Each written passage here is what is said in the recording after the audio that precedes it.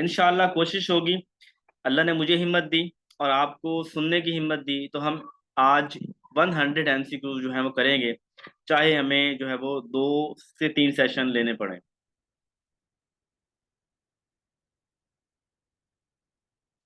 जी मेरा है, मैं अपनी मिसेज की बात कर रहा हूँ, अपनी वाइफ का जो है वो एडमिशन करवाया है। अच्छा जी।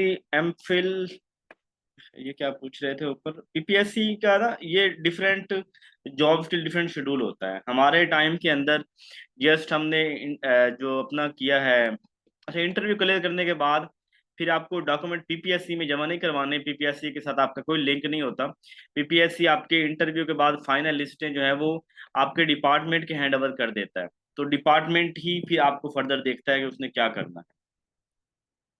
ओके जी, चलते हैं। पहला सवाल हमारा है, अच्छा इसमें एक और बात याद रखें, क्योंकि मैं डेली बेसिस पे बहुत से एमसीक्यूज नज़र से गुजरते हैं, स्टूडेंट्स के भी, खुद भी जो पिक्चर्स वगैरह होती हैं गैलरी में उनको डिलीट करते हुए, तो मुझे नहीं पता होता कि कौन सा एमसीक्यूज मैं दूसरी दफ़ा पढ़ रहा हूँ, तीसरी दफ़ा कौन सा एमसीक्यूज मैं पढ़ा चुका हूँ।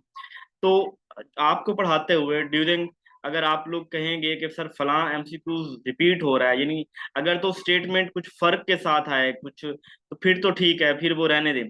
अगर बिल्कुल 100% एमसीक्यूज वो हो जो आप ऑलरेडी कर चुके हों, तो फिर बता दिया करें, मैं उसकी रिप्लेसमेंट कर दिया करूंगा। ठीक है, तो ये मुझे नहीं अंदाजा रहता कि मैं चूंकि मुसलसल पढ़ रहा होता हूँ, तो मेरा अंदाजा नहीं होता कि ये चीज़ हमने पहले की है कि नहीं की। तो आप चीज़ जो है वो जरूर बता दिया करें।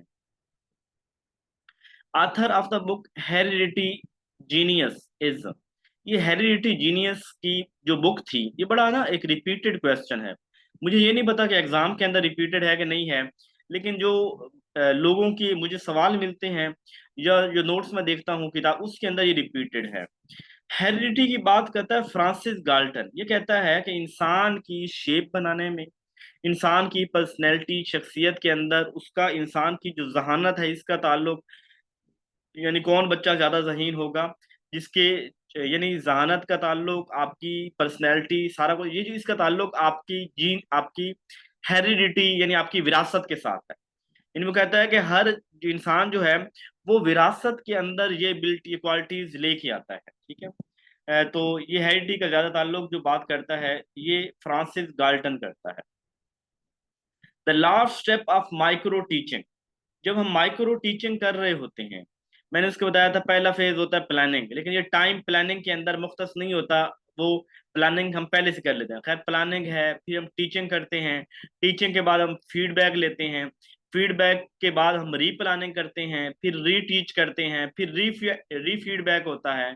तो आखिरी स्टेप कौन सा होगा? ठीक है, देखिए सबसे पहला मैंने कौन सा बताया, प्लानिंग, प्लानिंग के बाद क्या है टीचिंग, टीचिंग के बाद क्या है फीडबैक, फीडबैक के बाद क्या होता है री प्लानिंग, फिर री टीचिंग, फिर री फीडिंग। ठीक है, फीडबैक, तो ये वाला होता है। सबको क्लियर है? इसकी मैंने मेरे ख्याल पिक्चर भी शामिल, ये शामिल कर दिए हैं, प्लानिंग, टीच, ऑब्जर्व, ऑब्जर्व ये वैसे ही लिखा हुआ है, री प्लान, री टीच और री फीडबैक, या ये दूसरी वाली, ये वाली पिक्चर में देख लें। ठीक है, इसको अंडरस्टैंड करने में मैंने शामिल किया था। According to Guilford, divergent thinking, divergent thinking क्या होती है? क्योंकि डाइवर्जेंट थिंकिंग की बात गॉल्फर्ट ने की थी, और डाइवर्जेंट में क्या होता है कि बहुत से, यानी बहुत सी लड़ियां निकलना, एक से बहुत से, एक मसले के बहुत से सॉल्यूशन बताना। अब ये क्या इसके अंदर कैटेगराइज कर रहे होते हैं? क्या फ्लुएंसी ऑफ आइडियाज होता है कि आप किसी एक मसले के ऊपर अपने बहुत से आइडियाज दिए जा रहे हैं, एक आइडिया आ गया, दूसरा, तीसरा, चौथा, एक मसले एक ने हल बताया, दूसरे ने बताया, तीसरे ने बताया। अरेथमेटिक या मैथ को कहते हैं, या एक सॉल्यूशन की बात करते हैं?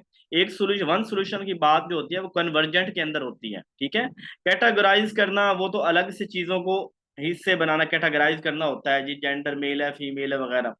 तो ये फ्लुएंसी ऑफ आइडियाज होता है। जबरदस्त, शुक्रिया, आप लोग ठीक बता रहे हैं सारे। इसी तरह एक्टिव रहिए, तो आप एक्टिव होंगे तो इंशाल्लाह मैं आज 100 क्वेश्चन मुकम्मल कर लूंगा। पहले जो 1000 MCQs हैं, ये हमने 20 दिनों के अंदर खत्म किए हैं, उसके अंदर एक छुट्टी थी, ये 20 दिन में खत्म किए। ये जो MCQs अगले 1000 है, ये हमने 15 दिन के अंदर खत्म करने हैं। देखते हैं कि हम अपना टारगेट पूरा कर सकते हैं कि नहीं कर सकते। Who is proponent of brain storming method, कौन है जिसने ब्रेन स्टॉर्मिंग मेथड का दिया था ब्रेनस्टॉर्मिंग मेथड किसने दिया था?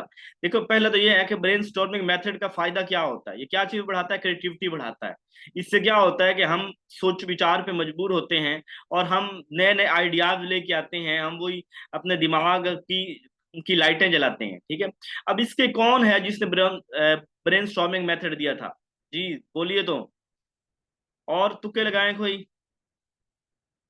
नहीं नहीं, जॉन डेवी ने ब्रेनस्टॉर्मिंग की बात नहीं की थी, हॉलॉक ने भी नहीं की थी। कुछ सुना सुना नाम कोई ऐसा हो जो आपने कभी सुना हो, ठीक है ना, कोई तो इसमें देखें। ऑसबॉल ने मीनिंगफुल लर्निंग दी थी। John Dewey activity by learning by doing की बात करता है। ये दोनों बंदे निकाल दें। अब रह गया हॉलॉक और ऑसबर्न रह गया। हॉलॉक का तो नाम मैंने भी पहली दफा सुना है बहरहाल। और ये ऑसबर्न जो है इसने ब्रेनस्टॉर्मिंग मेथड दिया था, ठीक है। बी ऑप्शन है जी, बी ऑप्शन है। ये ऑसबर्न जो है ना, इसने तो दी थी वो मीनिंगफुल लर्निंग थ्योरी दी थी, ठीक है। ऑसबर्न था, कौन था? ऑसबर्न, याद रहेगा, रट्टा लगा लें इसको, कोई ना कोई इसकी पहचान कर लें अपने जहन के अंदर जो आपको आसान लगे।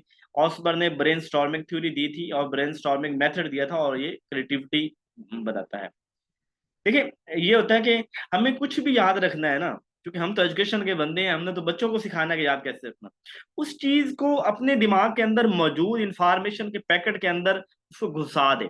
और घुसाने में क्या है, अब जैसे आप कह रहे हैं कि यार वो उस्मान जो है ना मेरा बड़ा दोस्त है, अब उस उस्मान उस बर्न, इस तरह मतलब कोई ना कोई निशानी लगाएं, ठीक है। किसी चीज का नाम टेढ़ा कर दें, किसी का उल्टा कर दें, इस तरह जो है ना वो चीजें याद रहेंगी। ऐसे उस बर्न भूल जाना है आपको, जब तक इसको किसी के साथ घुसेड़ेंगे नहीं, ठीक है। उस बर्न, ठीक है, ब्रेन से बर्न, मतलब वही आपकी जो माइंड के अंदर आता है ना, उसका स्कीमा बनाएं, उसको कहीं ना कहीं फिट करें, ठीक है। तो इस तरह आपको याद रहेगा। जी जबरदस्त, ये 1914 मैं इसमें लिख लेता हूँ, ठीक है। ये चले हमारे जो लिसनर्स हैं, जो पढ़ने वाले हैं, उनको फायदा हो जाएगा। शुक्रिया मैडम एम ए या सर एम ए जो भी हैं। अच्छा who is associated with thematic appreciation test? वैसे ये वाले जो एमसीक्यूज है ना, मैंने अपने इंपॉर्टेंट एमसीक्यूज की वीडियो के अंदर पढ़ाए हुए हैं, और मैंने ये 1.5 2 साल पहले पढ़ाए थे। और अभी पिछले दिनों ग्रुप के अंदर डिस्कशन भी हो रही थी कि ये वाले जो है ना, ऑस्टेबल नहीं है, ऑसबल होता है मेरा ख्याल है। अच्छा, तो ये थीमेटिक एप्रिसिएशन टेस्ट वाला भी कहीं क्वेश्चन एजेके के अंदर आया हुआ था, ये 2 साल पहले मैंने वो पढ़ाया था, ये अपनी इंपॉर्टेंस। ये जो है ना, ये टेट जो है ना, ये होता है दूसरा पर्सनैलिटी को मेजर करने का टेस्ट है। किसने दिया था जी, बताएंगे जरा? एक मुरी हो गया, मुरे, एक और बंदा भी है, ये मॉर्गन भी है, ठीक है। सीडी मॉर्गन और एच ए होरे, ये दोनों मियाँ बीवी थे, ठीक है, हस्बैंड वाइफ थे। इन दोनों ने दिया था। मुर्गी, सॉरी मुर्गन तो मरे, चलो मुर्गी मरी, ठीक है, इस तरह याद कर लेंगे। तो ये कि ये भी हो सकता है कि स्टॉर्मिंग हो रही हो तो बर्न हो रही, नॉलेज लाइक बर्न। जी मैडम, जैसे आपको याद रहे ना आप उस तरह के कर लें। अब ये इस तरह भी ना करें कि जो है ना वो मेरे कंसेप्ट अपने ही खराब हो जाए। थीमेटिक यार ये टेस्ट का नाम है, पता नहीं अब क्या उसको क्यों रखा होगा नाम, या क्या इसके बैक्स पे होगा, तो एक टेस्ट का नाम है थीमेटिक एप्रिसिएशन टेस्ट। अच्छा, first stage of creative thinking is known as, creative thinking जो है इसकी फर्स्ट स्टेज क्या होती? सबसे पहले तो आप जो है ना थिंकिंग के लिए प्रिपरेशन होता है, फिर इनक्यूबेशन, इनक्यूबेशन होता है जैसे हम कहते हैं इनक्यूबेट, वो अंडों के ऊपर बिठाना और उसके बाद उसको हीट मिलती है और वो फिर अंडे में बच्चे निकलते हैं। तो यानी पहले आप तैयार हैं सोचने के लिए, क्रिएटिव आइडियाज लेके आने के लिए, यार सर पकड़ के बैठे यार, या इस मसले का क्या हल निकालें। फिर इनक्यूबेशन, यानी इस दिमाग को आपने जो है ना वो हीट दी हुई है, तो वो कोई ना कोई जलेगा, वो क्या करेगा, दिमाग जलेगा, और उसके बाद वो रोशनी करेगा, यानी कुछ थॉट आएगा। फिर वो जो थॉट आएगा फिर वेरिफिकेशन करेंगे, मैंने चवल तो मेरे जेहन में थॉट नहीं आया, ये काबिल इस्तेमाल है भी कि नहीं है। तो ये जो क्रिएटिव थिंकिंग होते हैं इसके 4 स्टेप हैं, कितने हैं? 4। क्रिएटिव थिंकिंग के कितने स्टेजेस हैं? 4 हैं। ये परिप्रेशन पहला है, इंक्यूबेशन दूसरा है, इलोमिनेशन तीसरा है, वेरिफिकेशन चौथा है। परिप्रेशन के अंदर हम क्या करते हैं, तैयारी कर रहे होते हैं यार, उसको सोच ला यार, तदब्बरून भी कर ले, तफक्करून भी कर ले। अल्लाह ताला कितनी दफा कुरान मजीद में कहता है? अच्छा जी। विच फैक्टर अफेक्ट लर्निंग, कौन सा फैक्टर है जो लर्निंग को इफेक्ट करता है? पर्सनल फैक्टर, यानी लर्निंग के अंदर मेरी जात रुकावट होती है। इन्वायरमेंट, क्या इन्वायरमेंट भी रुकावट बनता है? सोशल फैक्टर, सोसाइटी मुझे नहीं पढ़ने देती, ये सारे ही बिल्कुल ठीक है, इसके ऊपर तो सारे जागे हैं। ओके, सवाल के ऊपर भी जागा करें। Who gave the concept of multiple intelligence theory, किसने दिया था जी? प्याजे। प्याजे ने तो कॉग्निटिव डेवलपमेंट थ्योरी दी थी। बरोनर ने लर्निंग थ्योरी दी थी। गार्डनर ने मल्टीपल इंटेलिजेंस थ्योरी दी है। विगोट्स्की ने सोशल डेवलपमेंट थ्योरी दी है। तो ये कौन है जी? गार्डनर है। गार्डनर ने कितनी इंटेलिजेंस बताई है? 8 के 9, जरा ये मुझे बताइए। पहले 8 थी, अब 9 है, ठीक है, पहले 8 थी, अब 9 कहा जाता है। और इसके अंदर कब दी थी? 1983 में दी थी। उनकी बुक का नाम क्या है? ये 2 9 Mohammad Bilal, are you sure कि गार्डनर ने अपनी थ्योरी 2009 में दी है? ठीक है, तो 1983 के अंदर उसने गार्डनर ने थ्योरी दी थी। और उसने ये अपनी एक बुक लिखी थी, फ्रेम ऑफ माइंड, उसके अंदर इसने मेंशन किया था, ठीक है। फ्रेम ऑफ माइंड उसकी बुक थी। उसके अंदर गार्डनर ने 1983 के अंदर इस थ्योरी को दिया था। इसके उस वक्त 8 स्टेप थे, 8 चीजें थी। फिर उसके अंदर एग्जिस्टेंशियलिज्म, एग्जिस्टेंशियल इंटेलिजेंस, इस तरह की जो है ना वो एक साइकोलॉजी ऐड की गई थी। न्यू पॉइंट, पता नहीं किन कीवर्ड्स के अंदर मैडम आयशा साहब बात कर रही हैं। Project method is associated with, ये प्रोजेक्ट मेथड जो है किस चीज के साथ एसोसिएट कर सकता है? ठीक है, ठीक है, ठीक है, शुक्रिया, शुक्रिया। यानी ये 2 पॉइंट्स, अब इस तरह मुझे बात क्लियर हुई है ना। 2 पॉइंट्स जो न्यू ऐड किए गए थे, एग्जिस्टेंशियल और मोरल, ये 2 9 के अंदर ऐड किए, शुक्रिया, शुक्रिया। अच्छा, प्रोजेक्ट मेथड किलपैट्रिक ने दिया था, ठीक है, ये मैंने थ्योरी किलपैट्रिक की डिटेल के साथ अपने चैनल पे समझाई थी। और बाद में मैंने इसके नोट्स भी अपडेट किए थे। इसको देख लीजिएगा, ये एक अहम कंसेप्ट है, ठीक है। किलपैट्रिक के अंदर से सवाल बनते हैं। इनके कुछ स्टेप्स भी हैं किलपैट्रिक के ना, वो करने होते हैं 4। ये प्रोजेक्ट है किलपैट्रिक के प्रोजेक्ट मेथड, कितने स्टेप्स हैं? 4 हैं, वो जरा देख लीजिएगा।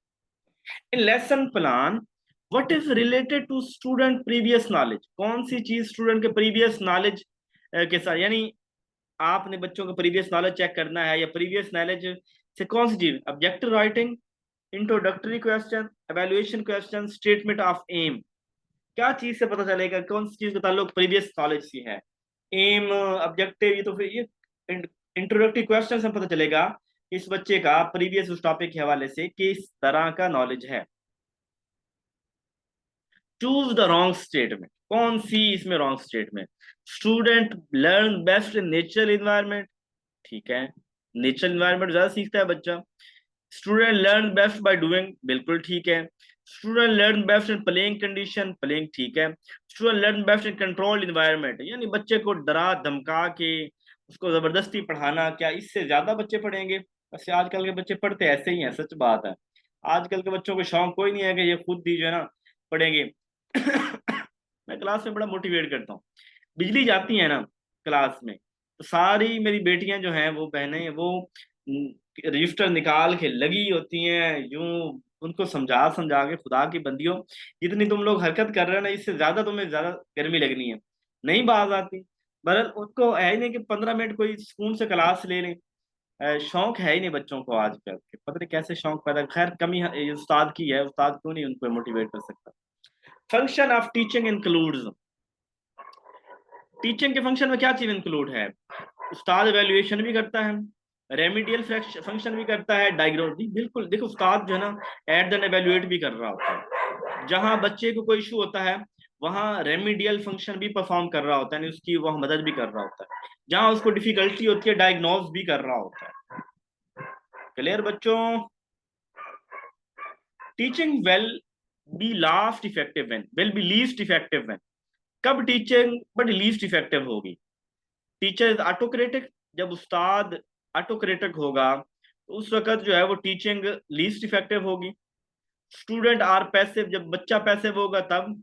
या एम्फोसाइज ओनली और राइटिंग, जब उस्ताद सिर्फ जोर देगा कि लिखी आओ, लिखी आओ, तब। या आल, ये सभी होंगे, देखे ना, सारे ही कहीं ना कहीं इफेक्ट लीस्ट इफेक्टिव बातें हैं कि एक उस्ताद जो ऑटोक्रेटिक है, अपनी मानता है, बच्चों की नहीं मानता, वो लीस्ट इफेक्टिव टीचर है ना। जो उस्ताद बड़ा जो जहाँ बच्चे पैसे वो उस्ताद जो मर्जी कर ले, बच्चों का पढ़ने का दिल्ली कोई नहीं, पैसे हैं, पैसे हैं, लेजी हैं, सुस्त हुए पड़े हैं। और उस्ताद है आते साथ कहता है लिखना शुरू कर दो। हम एफएससी के अंदर ना मुताले पाकिस्तान में फरहान कॉलेज में एक पढ़ाते थे, गादी अब्दुल सत्तार गादी। तो वो जो है ना क्या करते, आते साथ ही कहते थे हाँ जी ये लिखना शुरू कर दो। एक दफा यहाँ लिखवाना, एक दफा घर, पढ़ाता पढ़ता कुछ नहीं था। बस उसका कंसेप्ट ये था कि बच्चों को लिखने से याद हो जाता है, बस वो हमें कॉलेज में ही उसने हमारी तबाही फेरी हुई थी। उस पीरियड में जाके बस लिखना ही होता था हमने। Theory of transformational grammar was given by, ये ट्रांसफॉर्मेशनल ग्रामर की बात, अच्छा इसके हवाले से एक याद रख लें। जब भी बात आए ना इंग्लिश की थ्योरीज के हवाले से, इंग्लिश की ग्रामर के हवाले से, तो आपके जहन के अंदर एक ही बंदा आ जाना चाहिए जो अभी तक जिंदा है, ये अभी तक जिंदा है और इसके इंग्लिश के ऊपर बहुत ज्यादा, इंग्लिश लैंग्वेज के ऊपर बहुत ज्यादा काम किया है। बताइए कौन है जी? एमए, बहुत कमाल आदमी है यार आप अरशद है? एमए, जिनका नाम एमए लिखा हुआ, आप अरशद है जी? हुमायूं फैज, शुक्रिया जी। ठीक हो गया अरशद भाई, माशाल्लाह।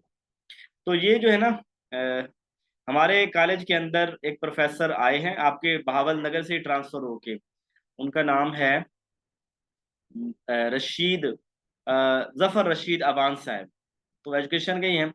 वो 2 हफ्ता डेढ़ पहले आए, हमने उनको वापस भेज दिया है कि सर आपकी हाजिरी मैं लगाता रहूंगा, आप घर सुकून करें। यहाँ 11वीं 12वीं को पढ़ाना होता है, हम पढ़ा लेते हैं। यहाँ बहावल नगर से उन्होंने झंग 600 किलोमीटर दूर बेचारे का ट्रांसफर कर दिया। तो हम जो है हमने उनको घर ही भेज दिया कि आप सुकून करें, कर लेंगे आपका जो है ना वो। अच्छा वैसे ये मेरी वीडियोस जो है ना ये आती हैं ऑनलाइन होती हैं, बहुत सी चीजें होती हैं बतानी नहीं होती, खैर अल्लाह ताला ही खैर करे। जिस तरह के हालात आजकल चल रहे हैं ना, किसी दिन मुझे भी जो है ना वो शोकाज ना पड़ा। अच्छा नॉन चॉम्स्की है, ठीक है, ये अभी तक जिंदा है और इसने ट्रांसफॉर्मेशनल ग्रामर जो है वो इसने इसके बाद की।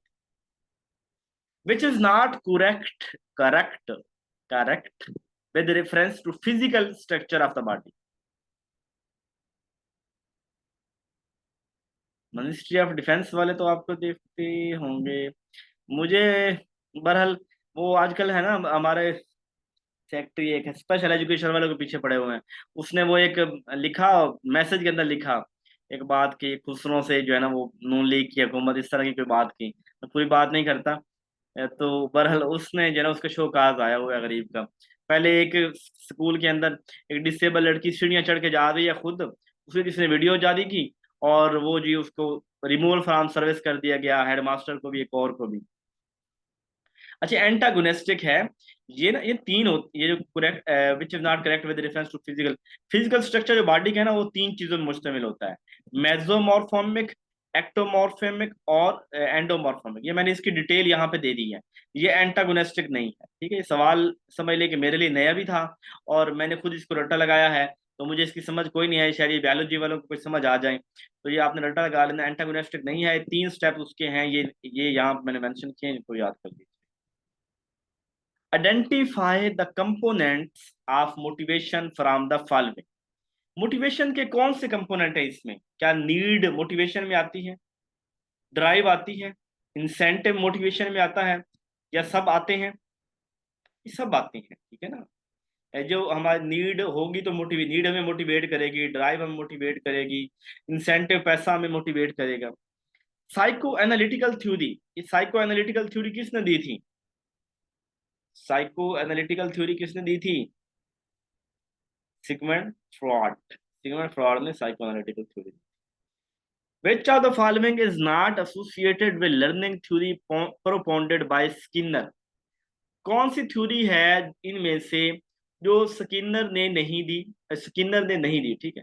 स्किनर की जो थ्योरी है ना जिसको हम बोलते हैं बीएफ स्किनर की थ्योरी ऑपरेंट कंडीशनिंग, इसके मुख्तलिफ नाम है। इसको प्रोग्राम इंस्ट्रक्शनल मटेरियल या थ्योरी भी कहते हैं, ठीक है, ये तो उसका नाम है। ये इसका दूसरा तीसरा दूसरा पर्सनलाइज्ड इंस्ट्रक्शन, ये भी इसको कहते हैं। लर्निंग थ्रू एरर, एरर की बात किसने की थी? थॉर्नडाइक ने की थी। बच्चे कहाँ क्यों गलत हो रहे हैं आपके सवाल? देखें बीएस स्किनर को ना इसको programme theory, instructional theory, personalised instruction theory, ये इसको कहते हैं। इसी की थ्योरी के दूसरे नाम है ऑपरेंट कंडीशनिंग के। और ये चूंकि बिहेवियर वाले हैं ना, बिहेवियर की बात में, अब ये वाला जो है ना लर्निंग एरर, ये थॉर्नडाइक ने दिया था ना एरर की बात, ट्रायल ट्रायल एरर की थ्योरी, तो ये इसका सवाल है, ठीक है।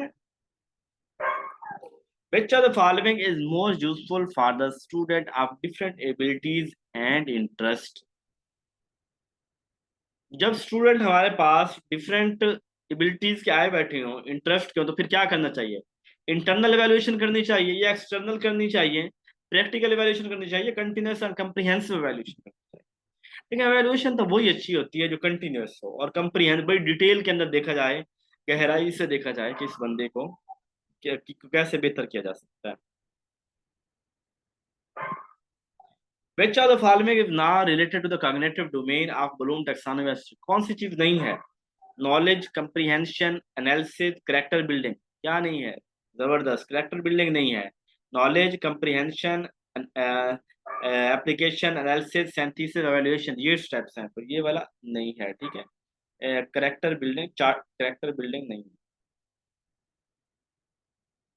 Which of the following is not the level of teaching? कौन सा टीचिंग का लेवल नहीं है? Memory level, understanding level, reflective level, इन इनमें कौन सा जो है वो लेवल नहीं है? तो हमारे पास यहाँ पे कौन सा दिया? मोटिवेशनल लेवल दिया हुआ है। मोटिवेशनल लेवल जो है ये कोई लेवल नहीं है। हमने जो लेवल ऑफ टीचिंग पढ़े थे वो तीन पढ़े थे, memory, understanding and reflective. Psycho social theory या जिसे साइको सेक्सुअल थ्योरी भी कहते हैं, ये किसने दी थी?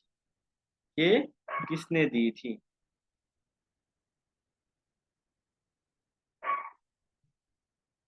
ट्वेंटी वन, पक्का? शेफ साहब,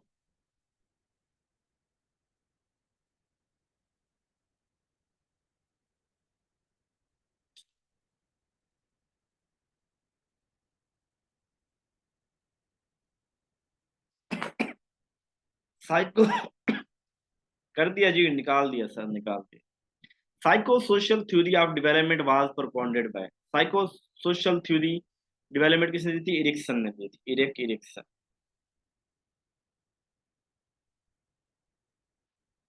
the goals of a teacher is, teacher के गोल क्या होना चाहिए? कि वो बच्चों को इंफॉर्मेशन दे, बच्चों को इन्वॉल्व पीपल इन एक्टिव, उनको एक्टिविटीज में इन्वॉल्व करें, उनको नॉलेज इंपार्ट करें, डिजायरेबल चेंजेस उनके बिहेवियर के अंदर तब्दीली करें। मुफ्त डेफिनेशन बेहतर, ये इनमें ये डिजायरेबल चेंज बिहेवियर है, नो डाउट ये लर्निंग की डेफिनेशन है, लेकिन ये ज्यादा सूटेबल है। टीचर जस्ट इंफॉर्मेशन देना या कोई उनको एक्टिविटीज में लगाना या नॉलेज इंपार्ट करना, उनसे बेहतर ये डेफिनेशन बनती है कि उनके डिजायर को चेंज कर दे, बिहेवियर को चेंज कर। The following are the objective of teacher made test, जो टीचर मेड टेस्ट होता है इसके क्या ऑब्जेक्टिव होते हैं? मोटिवेटिंग द स्टूडेंट, के जो टीचर मेड टेस्ट होता है ये बच्चों को मोटिवेट करता है। ये प्रिडिक्ट, एक्सेप्ट की बात करनी है, सॉरी, यानी टीचर मेड टेस्ट में कौन सी चीज ऐसी है जो टीचर मेड टेस्ट में नहीं होती? Predicting future success, evaluating the accomplishment. देखिए जब टीचर क्लास में टेस्ट ले रहा होता है ना, तो उसके टेस्ट का मकसद बच्चों को मोटिवेट करना भी होता है, और जो टीचर ने पढ़ाया है उसको याद करवाना भी मकसूद होता है, और इसके अलावा बच्चों को डायग्नोज भी करता है कि कहीं उनका कोई इशू हो तो उसको रिजॉल्व कर दिया जाए, उनको समझा दिया जाए। ये प्रिडिक्टिंग फ्यूचर सक्सेस जो है ना, ये वाला ये स्टैंडर्ड टेस्ट में होता है, जिसमें हम बच्चों की देखते हैं कि फ्यूचर के अंदर इसके कामयाबी के चांसेस क्या होंगे। A person which enables an individual to distinguish between the true and false, the good and the bad, the right conduct and the evil doing is, ये कौन सा है जो कहता है गुड बैड की बात करता है, अच्छे बुरे की बात करता है? जी बोलिए बोलिए, कौन है जो कहता है? और ये याद रख लें, ये डेफिनेशन भी उसकी है यार, ये डेफिनेशन भी उसकी इसी तरह की है, इस बंदे की एजुकेशन की डेफिनेशन, गुड एंड बैड की बात करना, राइट रॉन्ग की बात करना, इवल की बात करना, ये कौन करता है? ये इमाम गजाली करता है। जहरा बतूल, शाबाश। National education commission was held in, ये नेशनल एजुकेशन कमीशन कब बना था? एक ही कमीशन है हमारे पास पॉलिसीज के अंदर, वो कौन सा है? 1959। वैसे फहद अब्दुल्ला साहब, आपने आसान सवाल पे तो बड़ा बोलते हैं, ये जो है ना, ये बाकी सवालों पे आप क्यों नहीं बोलते हैं यार? ये भी रिपीटेड है, और देख लीजिएगा 100 के सवालों में रिपीट ही ना आखी जावे है। मेरे को इतने सवाल भी कोई नहीं है, मैं किदू लेके आसा।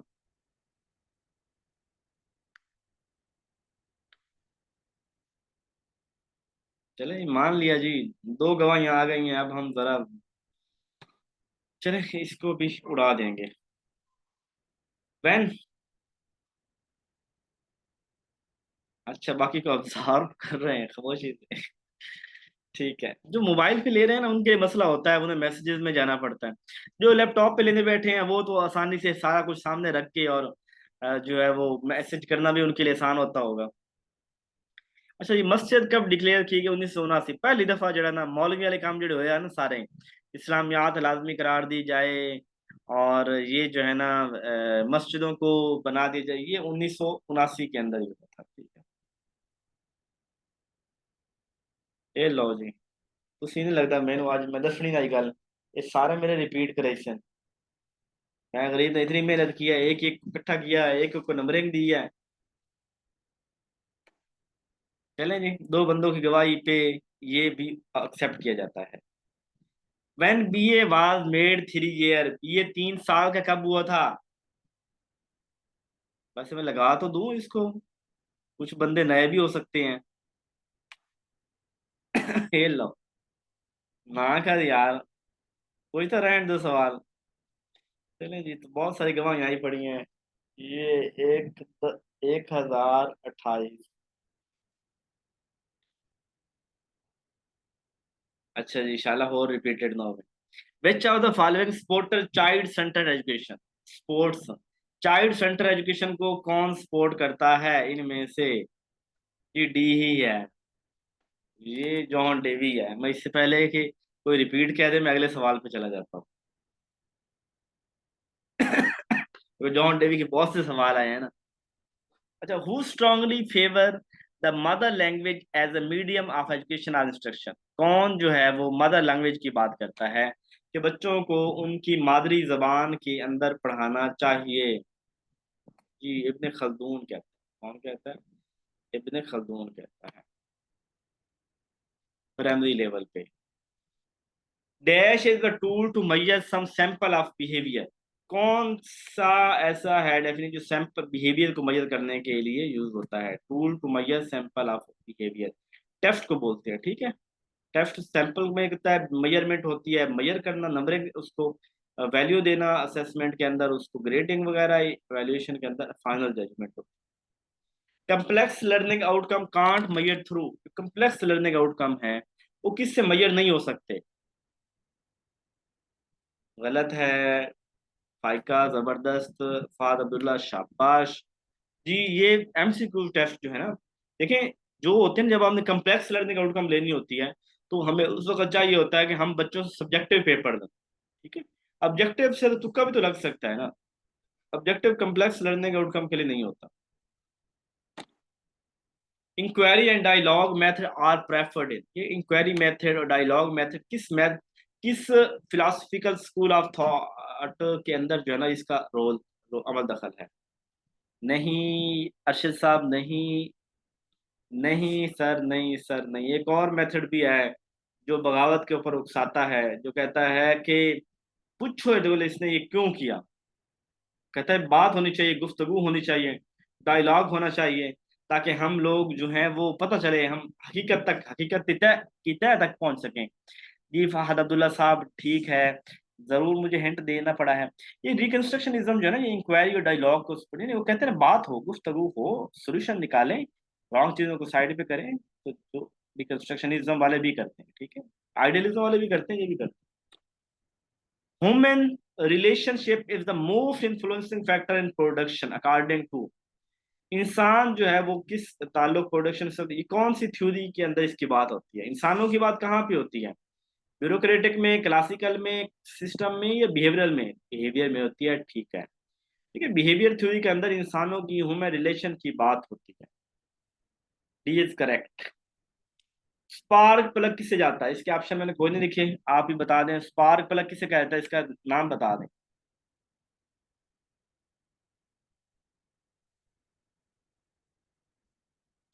जबरदस्त, time table. The heart of A school, school का हार्ट क्या होता है? स्कूल का दिल कौन होता है? उस्ताद, हेडमास्टर, या टाइम टेबल? अर्शद साहब शाबाश, फाइका मैडम शुक्रिया, जहरा भी जबरदस्त है, सईदा तो बड़ी हो जा, हमायूं फैज ठीक है, टाइम टेबल हो, ठीक है जी। टाइम टेबल को देखें, ये हर्ट है, दिल है, अगर स्कूल का टाइम टेबल नहीं है ना तो कोई काम ठीक ठीक से होने नहीं वाला। उस्ताद ना लड़ाइयाँ करनी है, मैं पढ़ा लूंगा तू पढ़ा ला, बच्चों ने कहना ये उसका पीरियड है, ये इसका पीरियड है, तो ये होना चाहिए, ठीक है।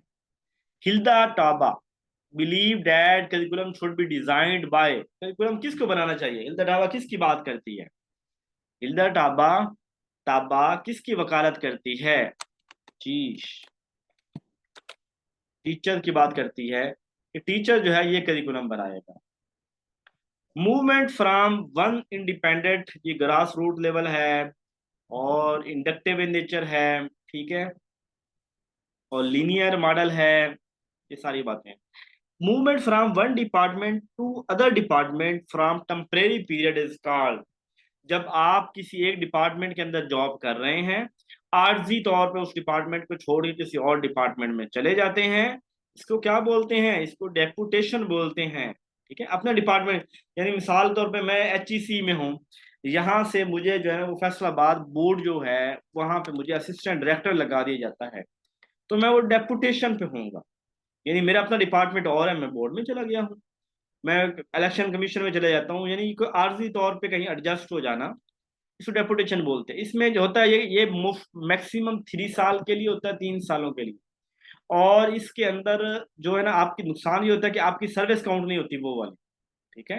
यानी मिसाल के तौर पे मेरे साथ के प्रोफेसर 10 साल बाद जो है वो हो जाएंगे असिस्टेंट प्रोफेसर हो जाएंगे, मेरी जो मैंने बोर्ड में सर्विस टाइम गुजारा होगा ना, मराहत तो ली होंगी, क्योंकि वहां सैलरी 20% ज्यादा मिलती है, ठीक है, बात की समझ आ रही है।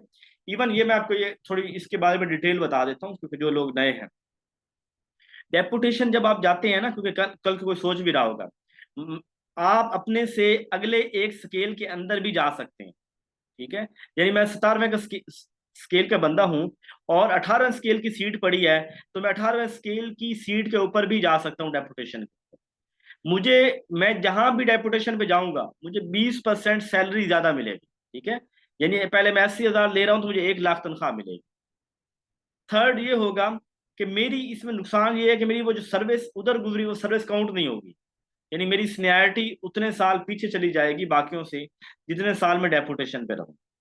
और इसके अलावा बाकी मराहत वगैरह बहुत मिलती हैं इसमें, यानी पैसा अच्छा खासा बन जाता है यहाँ पे जो है ना जब आप इस तरह होते हैं, तो ये होता है डेपुटेशन। क्लियर है सबको? The term strategy has been borrowed from, strategy कहाँ से टर्म निकली थी, स्ट्रेटजी की टर्म कौन सी टर्म है, मिलिट्री टर्म है, ठीक है। ये मिलिट्री और स्ट्रेटजी बनाते हैं कि हमने पीटीआई को कैसे कुचलना है। अच्छा जी, which policy proper work on early childhood education in Pakistan, कौन सी पॉलिसी अर्ली चाइल्डहुड एजुकेशन की बात करती है जी, कौन सी पॉलिसी ने प्रॉपर काम किया था अर्ली चाइल्डहुड एजुकेशन? 2009, ठीक है, नहीं ये वाला गलत है। जो पॉलिसी की बात, प्रॉपर पॉलिसी कीवर्ड यूज हुआ है, प्रॉपर वर्क ऑन, तो प्रॉपर वर्क जो हुआ था वो 2017 से हुआ है, ठीक है। इंट्रोडक्शन की बात होती फिर आप कहते हैं।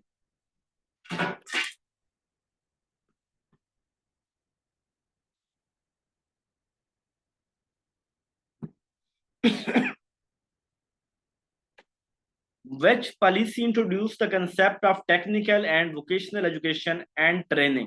ये टेवटा जो है ये इसकी बात किस पॉलिसी के अंदर की गई थी? 2009 की, ये ठीक है, शाबाश। 2009 में टेवटा की बात, टेक्निकल वोकेशनल ट्रेनिंग इंस्टीट्यूट की बात। विच of the following is an example of formative assessment, formative से फाइनल एग्जाम वो तो सबमिटिव होता है, स्टैंड ड्राइव टेस्ट वो भी एट द एंड होता है, सबमिटिव होगा। ग्रेजुएशन सेरेमनी वो भी एंड होती है। ये होमवर्क जो होता है ना, मैंने क्या बताया था, होमवर्क हो, असाइनमेंट हो, क्विज हो, ये सारे जो आते हैं ना ये फॉर्मेटिव असेसमेंट के अंदर आते हैं। What is the primary purpose of summative assessment, summative assessment का पर्पस क्या है? टू मेजर ऑनगोइंग प्रोग्रेस, वो कंटिन्यूअस होता है। To provide feedback for improvement, किसी हद तक कह लो। टू एवेलुएट लर्निंग आउटकम, ये वाला ज्यादा ठीक है, लर्निंग आउटकम लेना समेटिव, ये ये वाला ज्यादा बेहतर होगा, ठीक है। ये एट द एवेल्यूशन करना, एट द एंड हम आउटकम देख रहे होते हैं, तो वो सबमेटिव असेसमेंट की बुनियाद पे। इसके पर्पज की बात पूछिए ना, तो पर्पज यही होता है कि हम देख रहे होते हैं कि वो उसकी लर्निंग आउटकम को एवेल्युएट करते हैं। विच आखिरी सवाल, which are the following is an example of non referenced assessment. Non reference जो होता है ये किस में होता है? अचीवमेंट में होता है, परफॉर्मेंस, रूब्रिक, पोर्टफोलियो। तो नॉन रेफरेंस के अंदर कंपैरिजन होता है, तो कंपैरिजन अचीवमेंट टेस्ट के अंदर होता है, इसके इतने नंबर हैं, इसके इतने नंबर हैं, ठीक है। अचीवमेंट। परफॉर्मेंस क्वालिटेटिव होता है, परफॉर्मेंस क्वालिटेटिव होता है, इसको हम क्वालिटी देख रहे होते हैं, हम क्वांटिटी नहीं देख रहे होते। और रूब्रिक तो होती है, रूब्रिक बेस्ड असेसमेंट के उधर से पेपर की से देख के उसको चेक करना। पोर्टफोलियो असेसमेंट, उसकी प्रोफाइल को असेस करना।